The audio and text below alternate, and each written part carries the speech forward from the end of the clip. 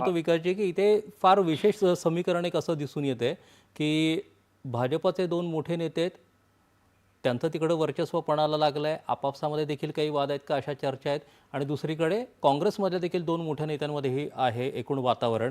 याचा संपूर्ण निवडणुकीवरती काय परिणाम होताना दिसतोय चंद्रपूरमध्ये?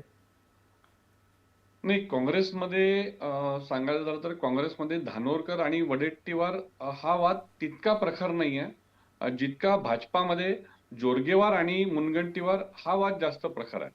कारण चंद्रशेखर बावनकुळेंनी जेव्हा सर्व जिल्ह्यांच्या बैठका घेतल्या नागपुरामध्ये, त्यावेळेला मुनगंटीवार आणि जोरगेवारांमध्ये इतकं प्रचंड कडाक्याचं भांडण झालं की ते बाहेर अगदी रस्त्यापर्यंत ऐकू येत होतं सीट वाटपावरून. त्याच्यामुळे शेवटी जोरगेवारांचं म्हणणं असं होतं की चंद्रपूरचा मी प्रतिनिधी आहे आणि ते बल्लारपूरचे आहे. मुनगंटीवारांचं म्हणणं असं होतं की ते ज्येष्ठ नेते आहे. तर मला वाटतं मुनगंटीवार आणि जोरगेवार हा वाद जास्त प्रखर आहे. त्या मानाने धानोरकर आणि वडेट्टीवारांमध्ये खूप मोठ्या प्रमाणात समेट झालेला दिसून येतोय. फक्त तिथे भाजपा शिवसेनेनी युती केलेली आहे, पण त्या युतीमध्ये देखील जसं नागपुरात त्यांची युती झालेली आहे की 8 पैकी 6 जागा ज्या आहेत त्या 8 पैकी 5 जागा या शिवसेनेच्या तिकिटावर भाजपाचे उमेदवार तिथे निवडणूक लढणार आहे.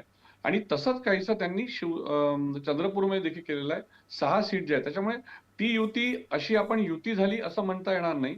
पण तो जो वाद जो मी मगाशी सांगितला हा वाद जास्त प्रकार त्याच्यामुळे मला वाटतं भाजपाला अंतर्गत जो कलहाचा सामना जो आहे तो त्याला कसं तोंड द्यावं, त्याचं काय सोल्युशन निघावं याच्यावर त्यांना जास्त भर द्यावा लागणार आहे.